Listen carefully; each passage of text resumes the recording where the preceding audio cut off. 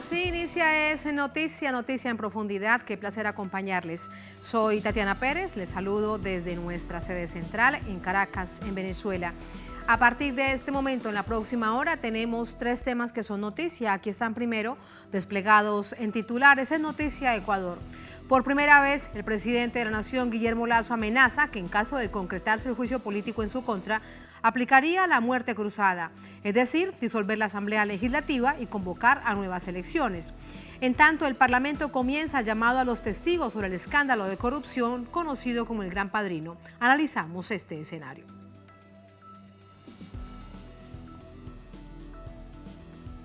En Noticia Venezuela, la tarde de este martes llegó a Caracas el canciller de Rusia, Sergei Lavrov, en su gira por varias naciones de América Latina y el Caribe.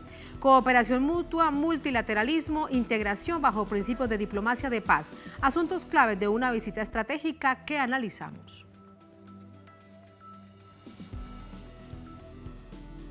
En Noticia Perú, bienes incautados por más de $1.000 millones. A un cercano colaborador del fujimorismo pone de nuevo la atención en actos de corrupción que involucran a la excandidata presidencial Keiko Fujimori. Según las autoridades, se trata de la mayor operación contra el lavado de activos del país. Les contamos y analizamos sus implicaciones. En Noticia Casi comienza. Bienvenidos, bienvenidas.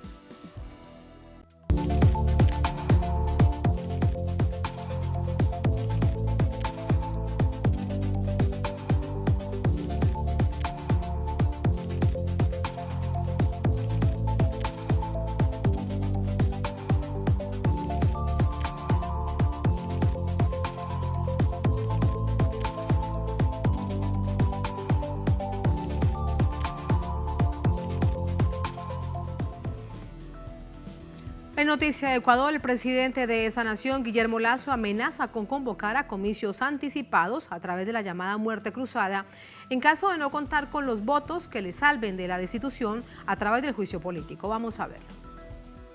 La muerte cruzada es un procedimiento previsto en la Constitución del Ecuador que le permite al presidente forzar elecciones tanto para su propio cargo como para conformar una nueva Asamblea Nacional. En una entrevista con Financial Times, Guillermo Lasso aseguró que está dispuesto a hacerlo si no reúne suficiente apoyo en el Parlamento antes de una posible destitución en el juicio político por el presunto delito de peculado.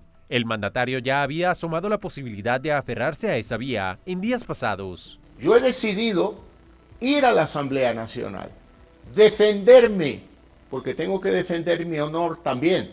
No he cometido peculado y se los tengo que decir a todos los asambleístas en la Asamblea. Luego de eso, yo tomaré la decisión que considere más adecuada para el Ecuador.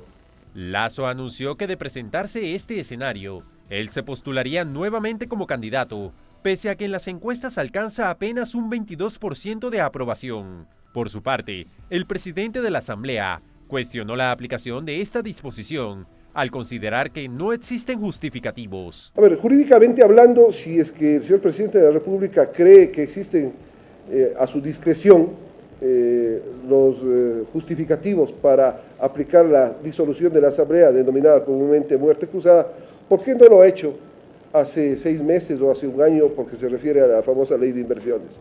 ¿Por qué no lo hace hoy día? ¿Por qué esperar al último día a ver si no hay o si hay los votos? Yo creo que no es congruente con lo que dice la realidad constitucional, que son las causales.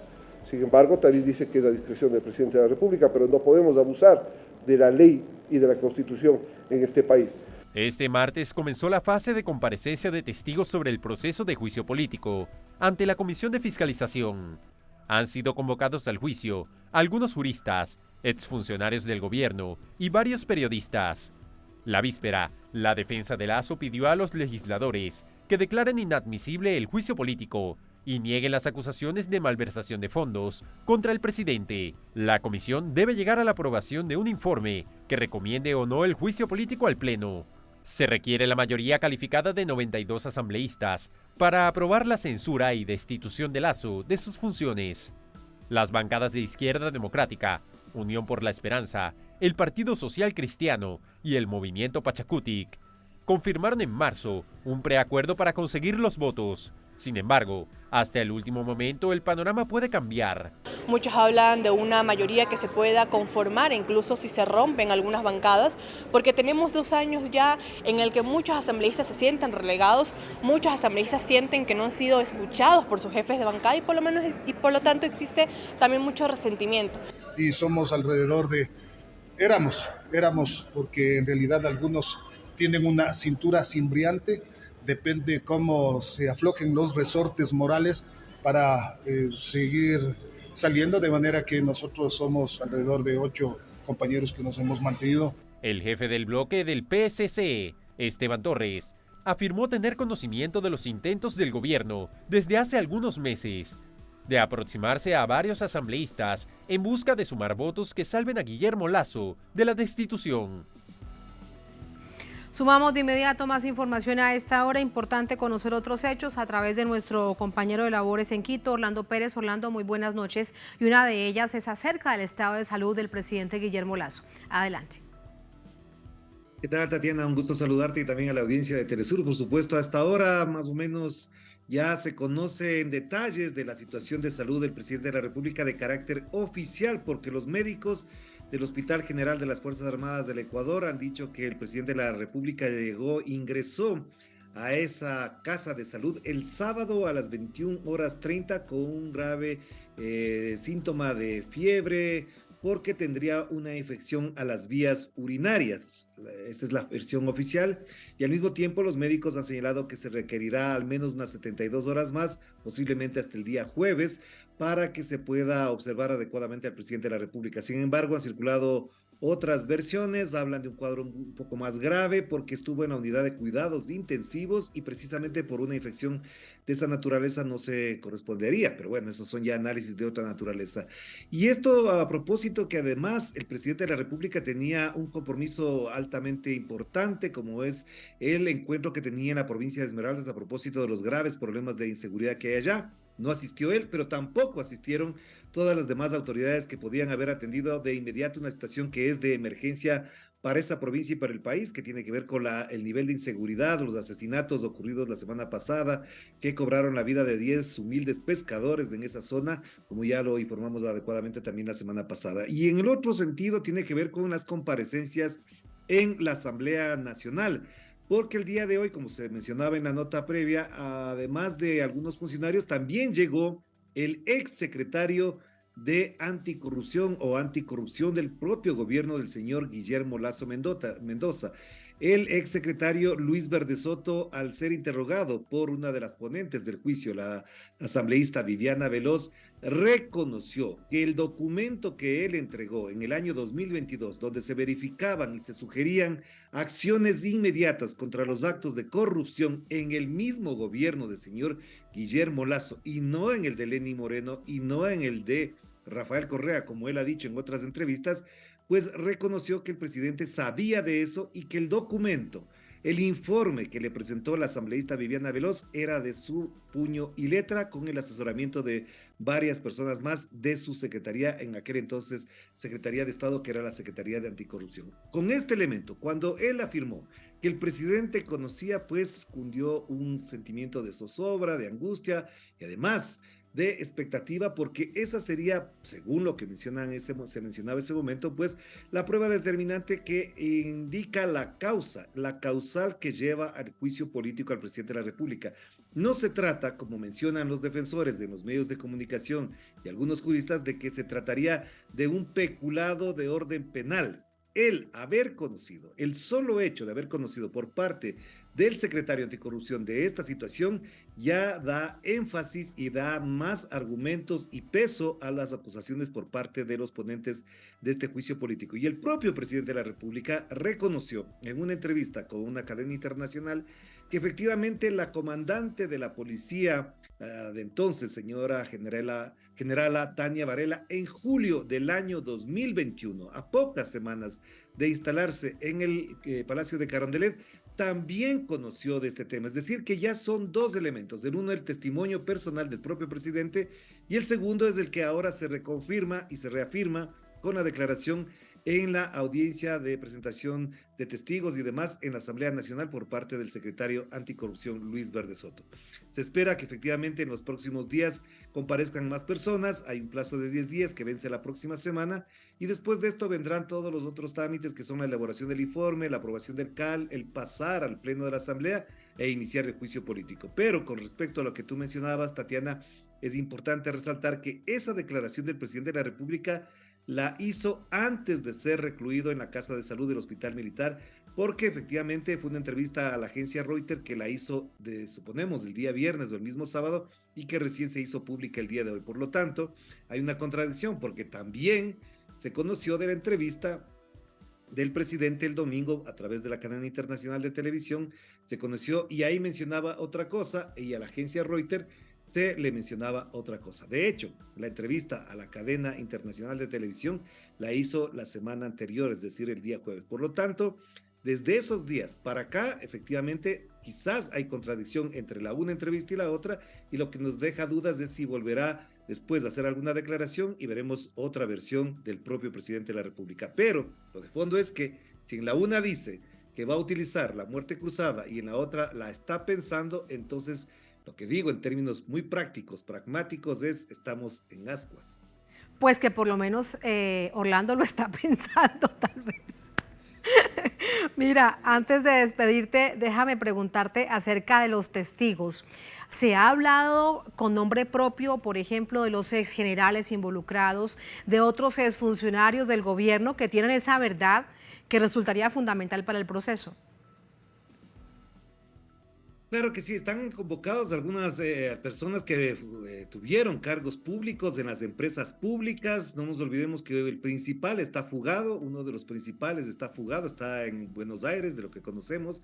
El otro fue asesinado hace unas semanas atrás, fue asesinado muy violentamente, el principal sospechoso además de las vinculaciones de la mafia albanesa con el cuñado del presidente, el señor Danilo Carrera, fue asesinado junto a 3 personas más. Así que lo que van a comparecer son los funcionarios de las empresas donde se presume que hubo actos de corrupción y de peculado, más lo que se ha criticado, funcionarios actuales del gobierno del presidente Guillermo Lasso, pedidos por la defensa de él mismo, de Lasso, lo cual obviamente para algunos legisladores constituye una presencia un poco objetiva para los objetivos que se plantean. Y también, por supuesto, participarán otras personas más que en calidad de constitucionalistas o de abogados expertos podrían dar luces o mayor información sobre los procedimientos y la constitucionalidad del juicio político. Pero por supuesto, lo que siempre se esperaba es que vaya el presidente de la República y ahora sin el estado de salud adecuado tampoco va a ir porque ya anteriormente señaló que había designado un procurador para aquello. Gracias por todas esas informaciones, Orlando. Las sumamos de inmediato al análisis. Buenas noches. Gracias a ustedes, un abrazo. Hasta luego, un abrazo. El análisis es a esta hora con el doctor Eduardo Franco Lor, es profesor universitario, abogado, es magistrado de la Corte Suprema de Justicia de Ecuador, nos acompaña desde Guayaquil. Profesor, bienvenido, muy buenas noches, ¿cómo está? Buenas noches, gracias por la invitación. Aquí estamos una vez más para poder dilucidar algún tema de inquietud de ustedes. Muchísimas gracias y bastante complejo, solamente con escuchar a Orlando entendemos que la palabra sin duda es incertidumbre de lo que pueda suceder, por lo menos por parte del Ejecutivo. En todo caso, permítame primero comenzar por el tema del juicio político. Hoy han comenzado a comparecer algunos de los testigos. Con lo dicho hoy, ¿qué papel entonces estaría jugando la Comisión de Fiscalización? Que recordemos que el presidente de la Comisión de Fiscalización es un aliado directo del presidente Guillermo Lasso y él dice que de allí todo será bueno para el presidente. Vea, efectivamente, a partir del día de hoy están corriendo los 10 días para la práctica, o sea, la evacuación de las pruebas. Pero hay un hecho importante. Hoy el señor Verde Soto, ex secretario anticorrupción, prácticamente condenó a Lasso, porque dijo que Lasso, en otras palabras, dijo que Lasso conocía el informe que él había elaborado, informe que todo el país lo conoce, el texto, y que ese informe motivó justamente que el presidente le haya dicho que lo había traicionado y lo hizo renunciar. Pero Verde Soto, digamos, indicó hoy a la Asamblea Nacional que el presidente sabía de los informes que de la corrupción, de la cuestión de las empresas públicas, de Flopec, etcétera. Todo ese entramado lo conocía el presidente y por tanto benefició, ahí está el peculado, benefició a terceros a efecto de en detrimento del Estado. Es decir, se configurarían todos los elementos del delito de peculado. Pero dicho sea de paso, en la Asamblea no se va a condenar penalmente a Lasso, sino a determinarse la responsabilidad política del presidente de la República, porque ahora él está preocupado, desesperado, nervioso, y sus áulicos del gobierno están, digamos, había preparado antes de una serie de entrevistas y hoy presentaron otra entrevista diferente, un poco contradictoria, como dice el periodista Orlando Pérez, de la de CNN, el del domingo, porque ahora... ¿Y usted qué cree, doctor Franco Lor, que es realmente lo que plantea o tiene como estrategia el gobierno del presidente Guillermo Lasso? Una entrevista dice y amenaza, de una vez anuncia que podría llamar a la muerte cruzada, convocar elecciones anticipadas y él presentarse de nuevo como candidato a la presidencia, pero hoy vemos todo lo contrario. Así que en esta dificultad del entendimiento, ¿qué es lo que cree usted? Vea, el gobierno está amenazando de que si no hay los votos, porque están ahora en la trama de la inmoralidad de comprar los votos con canonjías, puestos públicos, etcétera, y el Cortar la Posta ha dado a conocer toda esta cuestión, este entramado con la señora Cecilia Velázquez, que es subcoordinadora de Pachacutic, etcétera. Bueno, pero Lasso tiene que ir, si el caso avanza hasta la Asamblea, al pleno de la Asamblea, él tiene que ir a dar su versión, a presentar su defensa, porque obviamente él tiene el derecho a la defensa. Pero está indicando ahora que en cualquier momento, y hoy lo dijo el ministro de Gobierno en un programa de televisión, que puede articular y presentar la muerte cruzada, que es un instituto que está en el artículo 148 de la Constitución. Ante eso yo quiero decirle algo muy claro, de manera muy precisa desde el punto de vista jurídico. El presidente de la República no puede utilizar la muerte cruzada porque está viabilizándose, tramitándose el juicio político que fue autorizado, que tuvo la admisibilidad de la Corte Constitucional del Ecuador el 29 de marzo del presente año. Y no puede porque tiene que tramitarse todo hasta el artículo 95, todo el trámite y procedimiento que contempla la Constitución y la ley orgánica de la función legislativa. Y si eso ocurriera, los legisladores bien podrían desacatar esa disposición, porque la Constitución, en el artículo 424, establece que los actos de los poderes públicos tienen que mantener conformidad con las disposiciones de la Constitución y que en caso contrario carecen de eficacia jurídica. Pero si doctor Franco Lor, hay otros analistas que dicen todo lo contrario, que interpretan que el presidente sí podría llamar a la muerte cruzada. Hay de alguna manera una especie, permítame, le planteo la pregunta, una especie de interpretación o de vacío dentro de la Constitución.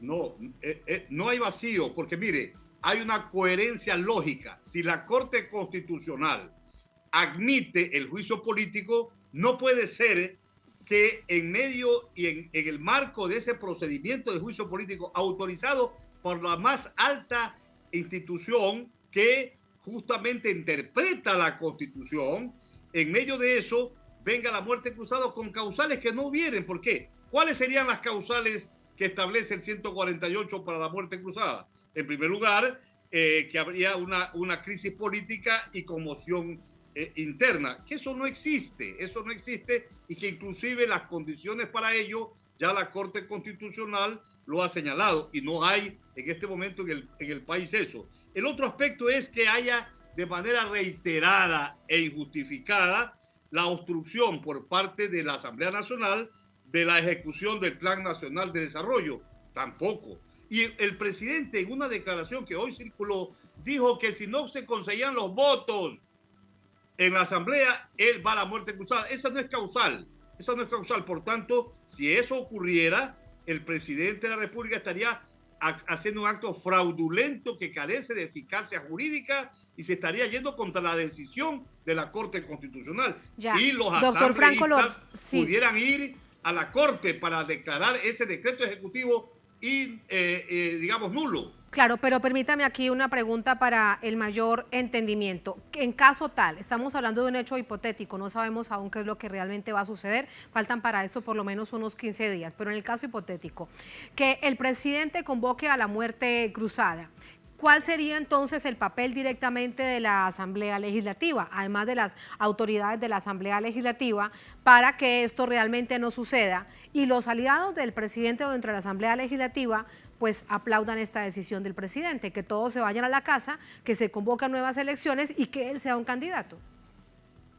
Vea, si eso ocurriere en este hipotético caso, a mi juicio, los asambleístas deberían continuar sesionando y conseguir los 92 votos que requiere la Constitución para la censura y destitución del inepto e incorrupto presidente Guillermo Lasso, presidente del Ecuador.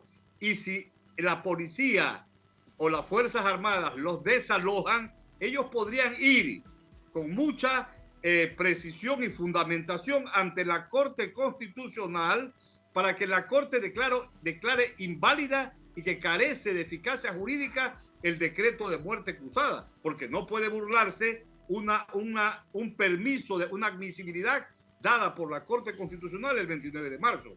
El juicio político tiene que terminar, no están dadas las causales para una muerte cruzada desde el punto de vista jurídico. Ahora, sí, desde el punto de vista político, eso sería el suicidio. Supongamos que estamos hablando hipotéticamente. Supongamos que la Corte Constitucional mira para otro lado y no les pararía, digamos, interés a la denuncia de los asambleístas. Eso sería el suicidio político de Guillermo Lasso y el inicio de una inestabilidad y de un estallido social sin precedentes en el país, porque se van a calentar las calles. Lasso tiene un nivel de popularidad del 12% a nivel nacional. Hay un repudio general al presidente de la República en el Ecuador. Demostrado está su participación en todo este entramado de corrupción, y no solamente de ellos, sino una serie de factores, y que el presidente ha mentido y no ha cumplido con el pueblo ecuatoriano, y por eso el domingo 5 de febrero en las elecciones seccionales el pueblo del Ecuador lo castigó al presidente Lasso diciendo no en todas las 8 preguntas del referéndum que hizo. Sí, esto es importante sin duda recordarlo. Que Lasso siga de presidente. Claro, y sería eso es un estado de inestabilidad en el Ecuador. Claro. Es importante recordarlo porque esos son los hechos que se han registrado. Pero cuando el presidente le dice a un medio de comunicación que él se presentaría de nuevo a una eventual reelección, es porque él o sus asesores o su círculo más cercano no comprende en qué país está viviendo. Así es. Jurídicamente él podría presentarse en ese evento, pero sabemos la realidad. Lasso vive en un mundo fantasioso, en un mundo rosado, en un mundo en el cual sus áulicos le mienten permanentemente. Él nunca estuvo preparado para gobernar. Él no es un hombre racional. Con la situación que atraviesa el Ecuador, su estado de crisis económica, social y política, él ya debería haber renunciado, incluso hasta para atender su estado personal de salud, que a él se lo nota cada día más deteriorándose. Y obviamente parece ser que su capricho es ser presidente hasta las últimas. Y eso está siendo, digamos, observado por el pueblo, y está haciendo esto que pensemos que a él no le interesa el Ecuador, le interesa es su honor, su prestigio, su manera de enfocar la problemática del país, y el Ecuador no lo resiste un día más ya. Muchísimas gracias, profesor, por ayudarnos a comprender este momento. Las hipótesis, entre otras cosas, son también claves para comprender, valga la redundancia, posibles escenarios. Muchas gracias, buenas noches. Buenas noches, gracias. Buenas noches, muchas gracias. Así vamos a la primera pausa en esta emisión de Es Noticia. Al volver en Noticia Venezuela, La tarde de este martes llegó a Caracas el canciller de Rusia, Sergei Lavrov, en su gira por varias naciones de América Latina y el Caribe. Cooperación mutua, multilateralismo, integración bajo principios de la diplomacia de paz son asuntos claves de una visita estratégica que analizamos. Al volver, estamos en el Noticiero.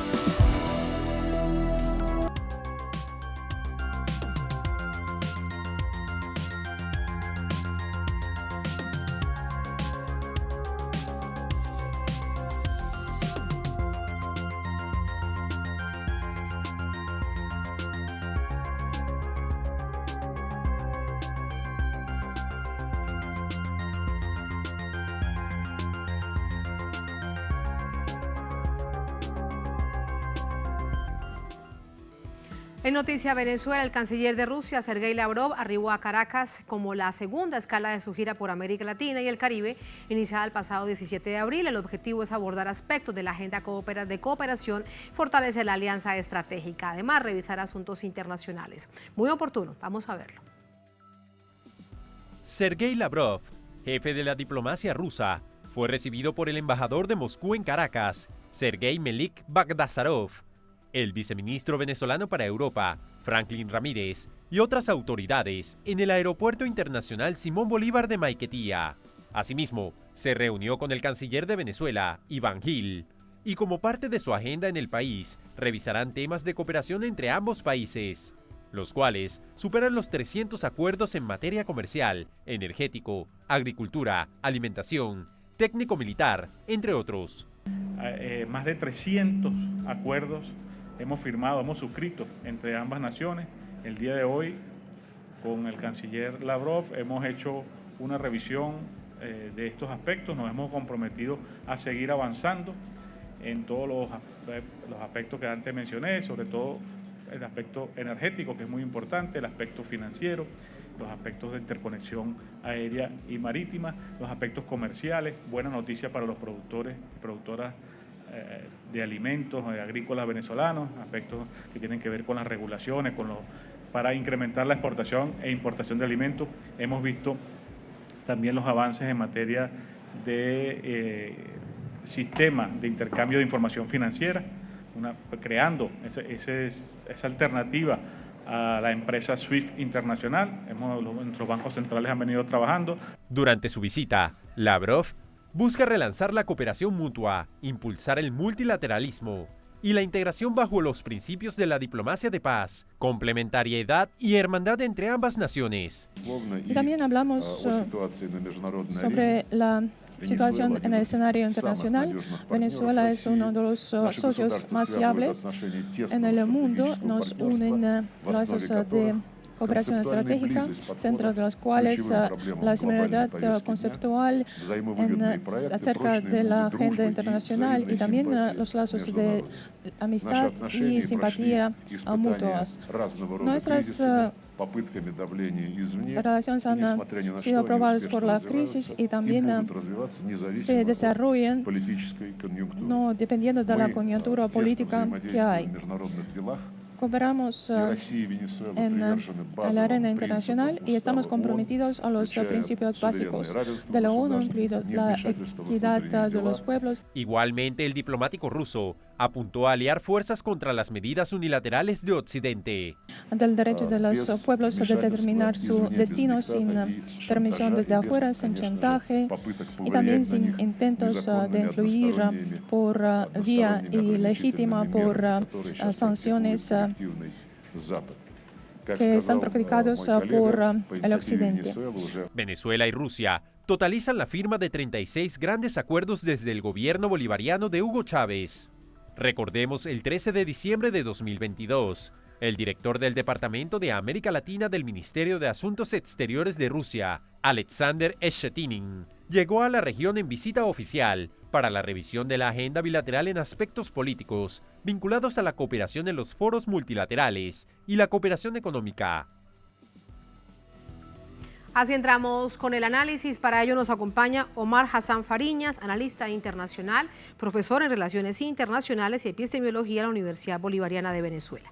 Profesor, bienvenido. Muy buenas noches. ¿Cómo está? Muy buenas noches. Gracias por tenerme. A usted muchísimas gracias. Más de 70 años en esta oportunidad, es importante recordarlo, de relaciones bilaterales entre Venezuela y Rusia, los últimos 20 años fortalecidos en distintísimas áreas. ¿Qué momento viven ambas naciones? Un momento único e inédito en la historia, y en la historia bilateral en particular, porque la gente de repente no se da cuenta, pero el canciller en más de una ocasión mencionó Venezuela es un socio estratégico. Eso no es una mera expresión. Eso tiene unas connotaciones geopolíticas de gran importancia. Igualmente mencionar que Venezuela es un socio o uno de los más dependibles y los más fiables y confiables que tiene Rusia. Eso es decir mucho. Esta no es un capítulo más en la relación entre Venezuela y Rusia.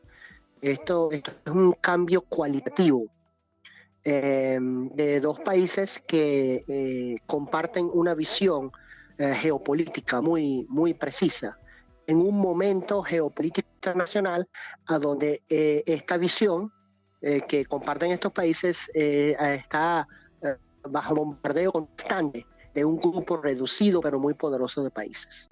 Entonces, esto es un capítulo muy novedoso y cualitativamente diferente de las relaciones venezolanas a rusas. Sí, y cuando hablamos de cualitativamente diferentes en la visión geopolítica, profesor, necesitamos sin duda hablar del multilateralismo, que además van en sintonía con respecto, por ejemplo, a los principios que marcan la Carta de Naciones Unidas, pero que otros países, pues evidentemente la olvidan, para el caso específico de Estados Unidos, en contra de Rusia y en contra de Venezuela. ¿Hacia dónde van en esta forma de ver el mundo con ese multilateralismo Rusia y Venezuela? Es muy importante ese tema, más bien, yo creo que es uno de los más importantes, porque ciertos otros países que están fomentando la guerra en todas partes del planeta también creen en el multilateralismo, más bien hablan del multilateralismo de tiempo en tiempo, pero el multilateralismo de ellos es un aspecto altamente jerárquico, con jefe, potencia dominante y potencias subordinadas.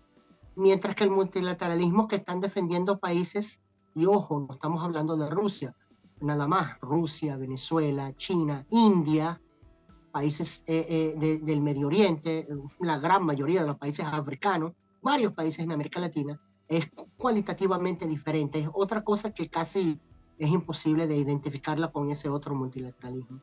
Entonces, en ese multilateralismo estamos hablando primero hacia la paz, y segundo, siguiendo la Carta de las Naciones Unidas, a donde todos los países son iguales, todos los países tienen derechos de desarrollarse de su propia manera, derechos de autogobernarse y determinar su propia manera de realizar su política exterior.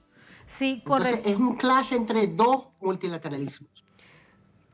De alguna manera es observar con estos hechos, con esta visita de Sergei Lavrov a Venezuela, la víspera a Brasil, relacionamiento del gigante sudamericano con China, todos estos ejercicios diplomáticos y además de estrategias comerciales que estamos observando, la insubordinación al hegemón que ha sido Estados Unidos, profesor? Bueno, fíjese, el expresidente de Irak, Saddam Hussein, le preguntaron qué opina usted cuando los Estados Unidos decidió unilateralmente invadir y masacrar a la población iraquí. En ese momento lo hizo sin decisiones de las Naciones Unidas, etcétera, etcétera, etcétera. Pero claro, no hubo ningún país que se le pare enfrente a denunciar su crimen, excepto el comandante Hugo Chávez. Pero efectivamente ahí nadie habló. Ahorita todo el mundo grita y dice que supuestamente Rusia está haciendo lo mismo en Ucrania, pero todo el mundo se le olvidó lo que hizo Estados Unidos. El presidente Saddam Hussein en ese momento le dijo, los Estados Unidos con su acción está clavando los primeros huecos de su propia tumba. Efectivamente, cuando los Estados Unidos decidió incluir a tantos países en su postura agresiva de medidas coercitivas unilaterales, las medidas coercitivas unilaterales sirven cuando estás atacando uno o dos países nada más. Pero cuando empiezas a atacar tantos países, bueno, esos países se ponen de acuerdo. Y la primera cosa que van a hacer es cuestionar el dólar y cuestionar el sistema financiero y empezar a establecer algo alternativo. ¿Quién se hubiera imaginado que el presidente de Brasil va a viajar a la China y a denunciar el uso del dólar? Eso es inédito hace 10 años, hace 15 años. Es una realidad ahorita. ¿Por qué? Porque los Estados Unidos, en su postura tan agresiva y destructiva y maliciosa hacia tantos países, ha puesto en hambre a tanta gente en el planeta que obviamente la alternativa tiene que surgir. El que está clavando en la tumba de la hegemonía estadounidense en realidad y en primer lugar ni es Rusia ni es China, ni es el multipolarismo, ni es el mundo multipolar, son los Estados Unidos mismos. Con sus propias manos lo están haciendo. Y en estos ejemplos que usted entrega, sumaría uno más, que no es para el análisis en este caso sin duda, pero solamente lo dejo planteado como recuerdo, el restablecimiento de relaciones diplomáticas como un hecho histórico entre Irán y Arabia Saudita, un histórico aliado de Estados Unidos como las monarquías del Golfo. Ahora, profesor Fariñas, desde este llamado sur global, las naciones que nos han dicho a través de décadas y décadas que somos el patio trasero de Estados Unidos y que los recursos naturales son un asunto de la seguridad nacional de Norteamérica, ahora realmente ¿en qué está cambiando? Porque vemos un cambio realmente muy profundo de relacionamiento con otras potencias. Va el caso de nuevo Rusia y China con nuestra América Latina. Sí, efectivamente. Eso ha cambiado drástica y cualitativamente, especialmente con las relaciones comerciales entre todos los países de América Latina y China. Es una señal de nuevos tiempos cuando países como Honduras cesan de tener relaciones diplomáticas con Taiwán, la isla Formosa, y ahora lo tienen con la República Popular China. Algo que la política exterior estadounidense nunca se ha imaginado. Pero es una señal de los tiempos, de que ahora la prioridad a nivel global es comercio con la China, no con los Estados Unidos. Hace unos cuantos años los Estados Unidos paró de seguir compitiendo en competencia con la China. Como ya no puede competir con ella, ahora lo único que hace es tratar de destruirla, porque no puede con el competidor. En un espacio como América Latina, un espacio como África, es indicativo del grado de penetración económica y social y política que ha logrado China sin disparar una sola bala, algo que el imperialismo estadounidense no puede alegar ni en 1000 años. Y por eso es que hay tanto rechazo. Nosotros lo vemos en América Latina, pero en la África subsahariana está más marcado el rechazo fuerte que está recibiendo tanto la Unión Europea como los Estados Unidos. Hay una razón para eso, una razón histórica, una razón política y económica más que todo. Eso lo estamos viviendo y lo estamos viendo. Y por eso es que estamos en un mundo irreversiblemente multipolar. La grave crisis del sistema internacional actual es que un país está tratando de revertir lo irreversible, que es el sistema multipolar internacional. Muchísimas gracias por ese análisis, profesor. Buenas noches. Buenas noches. Buenas noches, muchas gracias. Así vamos a la última pausa en esta emisión de Es Noticia. Al volver en Noticia a Perú, bienes incautados por más de $1.000 millones a un cercano colaborador del fujimorismo pone de nuevo la atención en actos de corrupción que involucran a la ex candidata presidencial Keiko Fujimori. Según las autoridades judiciales, se trata de la mayor operación contra el lavado de activos en la nación. Les contamos y lo analizamos, por supuesto, sus implicaciones. Al volver estamos en Es Noticia.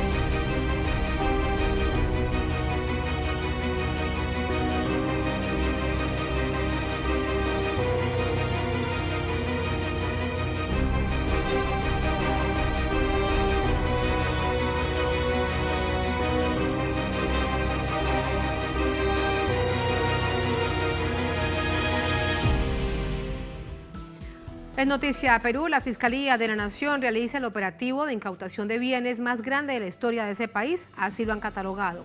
Son bienes por más de $1.000 millones que formarían parte de un sistema de lavado de activos en el que involucran a la excandidata presidencial Keiko Fujimori. Desde Lima, nuestro corresponsal Jaime Herrera con los detalles. El operativo de incautación de bienes a Joaquín Ramírez, ex dirigente del partido fujimorista Fuerza Popular y financista de las campañas de Keiko Fujimori, cumplió 6 días. En la fecha, le confiscaron la vivienda donde reside en Cajamarca y un local de la universidad de la que era accionista mayoritario. Ramírez señala que se trata de una cortina de humo para opacar la próxima extradición del expresidente Toledo. Y Toledo va a hablar, y eso es todo. Esto es un tema netamente político y salgo perjudicado yo.